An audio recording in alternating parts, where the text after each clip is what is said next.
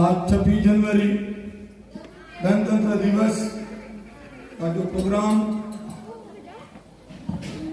रखा गया है बहुत ही शानदार और तारीफ काबिल है। आज हमारे स्टेट के सदर डॉक्टर हकीम साहब,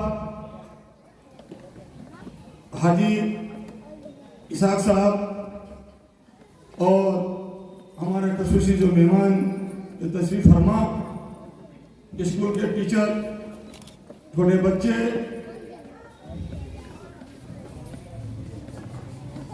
सभी का हम तहे दिल से इस्तेमाल करते हैं और बहुत बहुत सबका शुक्रिया।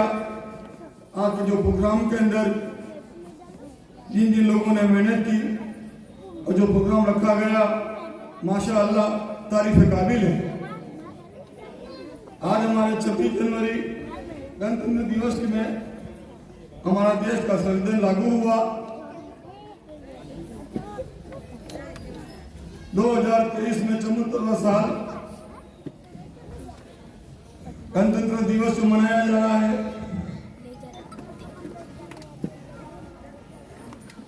उस दिन गणतंत्र दिवस जो लागू किया गया, हमारे प्रथम राष्ट्रपिता राजेंद्र प्रसाद को बनाया गया और उसी दिन गणतंत्र दिवस में हमारे देश का संविधान लागू हुआ।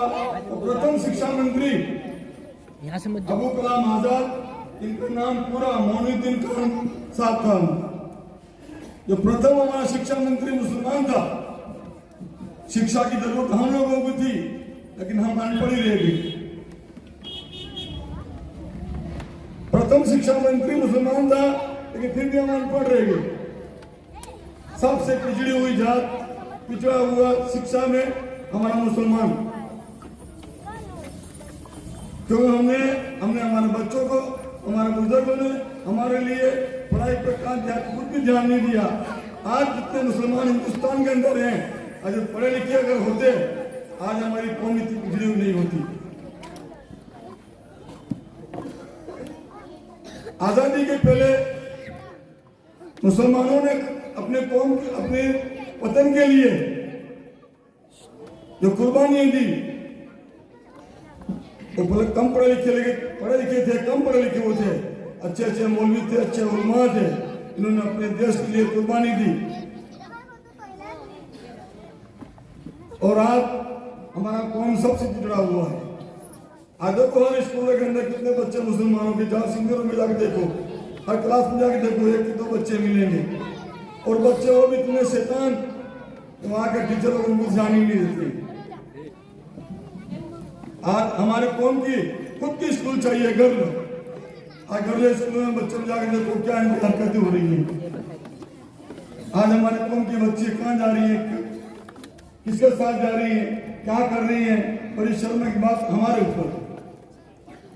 हमको शिक्षा को आगे बढ़ाना चाहिए, वो हमारे ऊपर, लेकिन हम कभी भी हमारे कौम पर ध्यान नहीं देते।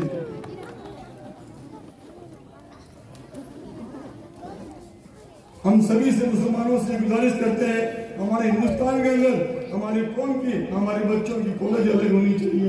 इसलिए जो बच्चों को, हमारे कौम के बच्चे टीचर वगैरह ध्यान देकर पढ़ा सकते हैं। आज आप और सब पे देख रहे हैं हमारे कॉलेज में, जो कॉलेज में हमारे बच्चे पढ़े हुए क्या हालत है और क्या रंग खिला रहे हैं सबको।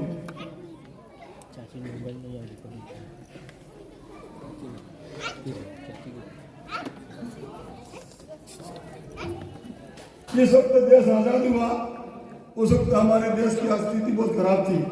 उस वक्त इन मुसलमानों ने, हमारे मुसलमानों ने देश को पिछड़ा हुआ होने के खातिर शेख उस्मान ने उस वक्त आज की लागत के अंदर 8 करोड़ रुपए की मदद की थी। उस्मान शेख हैदराबादी थी, नहीं तो देश जब पिछड़ा हुआ था, देश की वो हालत थी कि देश को चलाना मुश्किल था। वो भी मुसलमान थे। मुसलमानों ने जितनी कुर्बानियां हमारे देश के लिए दी है और किसी ने नहीं दी है कुर्बानी। हमारे देश के लिए जो तिरंगा दिया, जो आज सब तक अपने हिंदुस्तान में लहरा रहा है, वो देने वाली महिला मुसलमान थी, सुरैया भी थी। सुरैया भी ने हमको तिरंगा दिया। वो भी एक इतिहास है जो मुसलमान की औरत ने हमारे देश को तिरंगा दिया। हमारा देश जब आजाद हुआ, दिल्ली पे पहला झंडा लहराने वाला जनरल शाह नवाज खान साहब थे, जिन्होंने हमारे दिल्ली के पहला झंडा लहराया बहादुरी के साथ। जो काम अच्छे मुसलमानों ने किए उस वक्त किए। आज न जाना हमारे कौम को क्या दिमत खा गई। हर चीज के पीछे हमको आज सख्त हमारे देश के अंदर हमको पढ़ाई लिखाई में डॉक्टरों की जरूरत है, इंजीनियर की जरूरत है, टीचरों की जरूरत है, वकीलों की जरूरत है।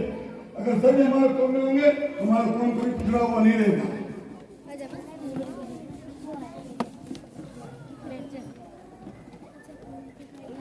हिंदुस्तान का जो तराना, सारे जहां से अच्छा हिंदुस्तान हमारा हमारा, वो देने वाला कौन था? अल्लामा इकबाल साहब। अल्लामा इकबाल साहब ने हमारे देश को तराना दिया जो आज पूरे हिंदुस्तान में गुनगुना रहा है। बढ़िया से बढ़िया काम करने वाले हमारी कौम के, लेकिन आज हमारे कौम कहां जा रही है?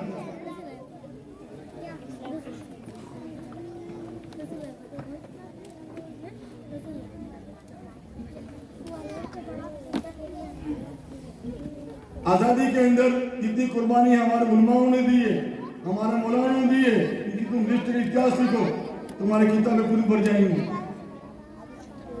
जिसके अंदर हजरत मोहानी साहब, इन्होंने नारा दिया था इनकलाब का,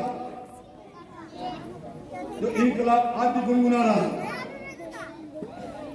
जो चीजें हमारे मुसलमानों ने दी आज एक इतिहास बन गया। 1957 में अजीमुल्लाह खान साहब ने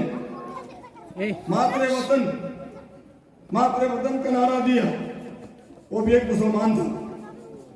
यूसुफ मेहर अली खान साहब, जिन्होंने अंग्रेजों को कहा था भारत छोड़ो, भारत छोड़ो अंग्रेजों, ये हमारा वतन है। मुसलमान अपने वतन के लिए अपनी जान कुर्बान करके कभी वतन के लिए गद्दारी नहीं करेगा। जब तक इसमें जान में जान है वहां तक अपने देश के लिए कुर्बान हो जाएगा, अपने देश के बात के कुर्बान कर देगा, लेकिन कभी भी अपने देश के लिए कभी गद्दारी नहीं करेगा।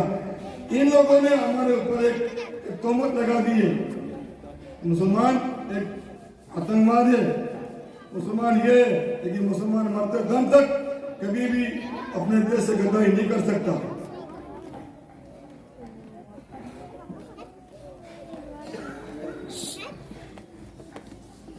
आज इस प्रोग्राम में जिन बच्चों ने जो प्रोग्राम किया,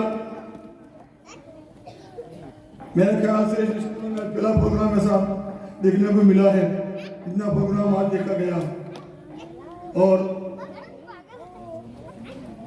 हर मुसलमान से मैं यही गुजारिश कर रहा हूं कि अपने बच्चों को ज़्यादा से ज़्यादा पढ़ा और लिखा है। जितनी मेहनत करनी पड़ती है ये मेहनत करें। हमारे हुजूर पाक सल्लल्लाहु अलैहि वसल्लम ने कहा, अगर इल्म हासिल करने के लिए चाइना भी जाना पड़े जाओ, आधी रोटी भी खाओ, लेकिन अपने बच्चों को पढ़ा। जब तक अपना बच्चा पढ़ के आगे नहीं बढ़ेगा वहां तक हमारे कौम का विकास कभी भी नहीं हो सकता। असक्त हमारी कौम को आगे आने की जरूरत है और हम इसके लिए पीछे जा रहे हैं। सभी भाइयों से, माँ बहनों से एक गुजारिश है कि ज्यादा से ज्यादा अपने बच्चों पर ध्यान दें और अपने बच्चों को ज्यादा से ज्यादा पढ़ाएं। बस मैं यहीं पे मेरी बात को मैं खत्म करता हूँ।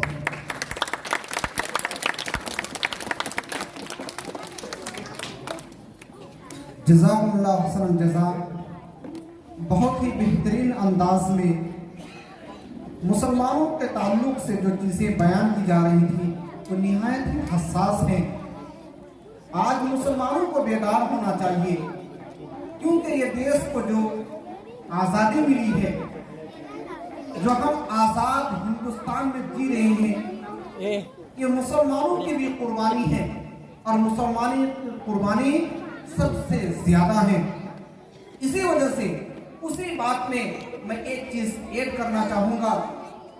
इस हिंदुस्तान के जो पहले वजीर आजम थे पंडित जवाहरलाल नेहरू, उन्होंने एक बात कही थी कि हिंदुस्तान की अगर हिस्ट्री लिखी जाए, तारीख लिखी जाए, उसमें मुसलमानों की तारीख, उलमाए सादिकपुर की तारीख, उलमाए देवबंद की तारीख अगर उसमें ना लिखी जाए तो वो तारीख कभी मुकम्मल नहीं हो सकती।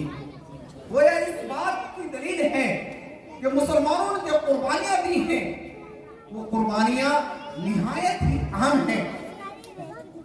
आज आप इंडिया गेट में जाएंगे, वहां तशरीफ ले जाएंगे, वहां शहीदों के नाम लिखे हुए हैं।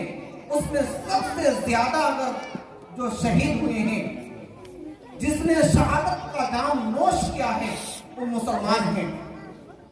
आज मुसलमानों को बेदार होने की जरूरत है। आज मुसलमानों को मुत्तहिद होके कौम को, समाज को इल्म के मैदान में आगे लेने की जरूरत है, क्योंकि आज दुनिया में यहूदियों की तादाद बहुत मामूली है, लेकिन वह दुनिया के तमाम चीजों पर काबिज कैसे है?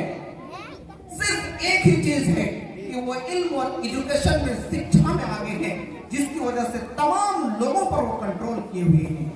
आज हम ये चीज यूज कर रहे हैं, मोबाइल यूज कर रहे हैं, सब डेटा उनके पास है। क्यों? क्योंकि वो इल्म और एजुकेशन में, शिक्षा में सबसे आगे हैं। हम मुसलमानों को भी आगे आने की जरूरत है।